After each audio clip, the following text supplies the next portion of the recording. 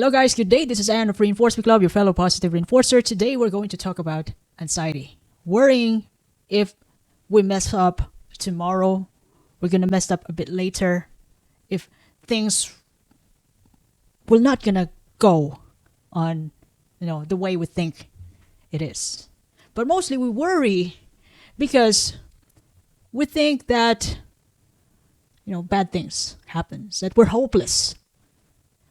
Now, what I've realized about anxiety and worry is that there's actually a thing that's really that haunts us, that would push us to take control of the future. So, controlling the things that we've no control about. Well, I could relate to this because lately I have thoughts in my head that what am I gonna do when I'm 40? Where am I gonna be when I'm 50? What am I gonna do when I retire? Those are like 20 years later, or 15 years later, 10 years later, not even tomorrow. Those are years. But that's how I think, because I want to plan years or months or weeks ahead when it's really important. But thinking too much of it makes me feel so small today compared to what my thoughts in the future. And of course, the way I think, and mostly people think when we overthink, is that we thought about bad things. We make ourselves so small that that actually makes us get into great preparation today, which is somehow will give us a good response to anxiety. But to some people, it makes them paralyzed. It haunts them that, oh my gosh, I don't know what to do with my life. This will be my future. I'm not going anywhere. So that thought alone haunts them, robs their now, their present, their today. So that's kind of unfair, unfair of your own choice. You're thinking about tomorrow. That's why you don't want to do anything today, because besides you're not going anywhere, and it's hopeless. Your tomorrow is hopeless, but you actually don't know anything about the future until you let future worry itself. Instead, do your job today. Now, while thinking about those, times about, retirement, 65, will I ever get 70? Will I ever make myself, this is about my story. Will I ever make my 60-year-old proud of me today, about all my things to do that, will I ever make my 60-year-old self or 70-year-old self proud of me? How? So I'm thinking, how am I going to be proud, make my 70-year-old and proud of me? So that's what I'm thinking. But at some point, since I'm thinking about that future, the tomorrow things, I could have enjoyed the now. I could have visited my friends and hang out with them while we still have time, because we'll never know what's going to happen in the future. I'm not even sure if I could get to that age. I could have called my dad and tell him how much I love him. I could have done better than thinking about that. And as soon as it goes on and on inside my head, I realize that I could have done better than this. This is what am I going to do today, because this is all what I can do. But if I let that thought, that futuristic brain, futuristic me, control over my time today, I'm not sure if I would able to make it, because I would be thinking about that future, which is absolutely out of my control. And although I'm not really fond of reading Bible verses, I also have a King James here, Holy Bible. Other than other books, references that I have, I love reading Proverbs, Psalms, and David and Solomon. Some of it is about the philosophies in life, and life of Jesus, praising God, which is I love. Although I would understand that people are different. Not everybody believes in God, but I come across to this Bible verse, which is found in Matthew 6, verse 34. It says that, take therefore no thought for the morrow,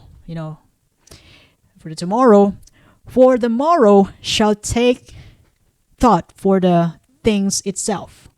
Sufficient unto the day is the evil thereof. By the Bible is actually poetic, and sometimes it could be a riddle kind of. And I would admit that not everything I read in the Bible I perfectly understand it, but I just reread it over and over again until it gets into my head. And I also might as well research other thoughts about this particular verse.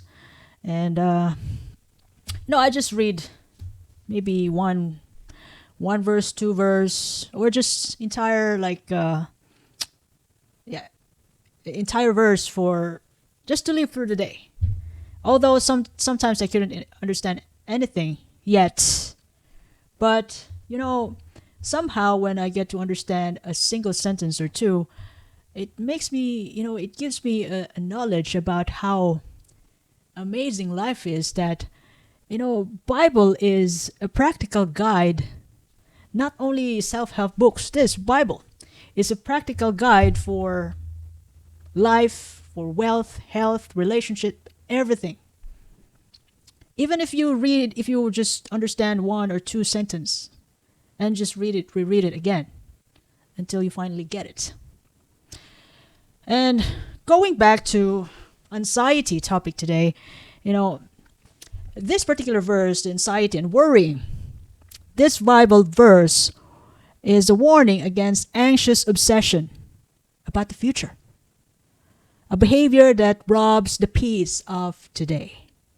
I come to, that particular verse just stuck in my head, because lately I have thought about, what am I going to do when I'm 50? When should I retire? How can I build my portfolio if I ever wanted to have one?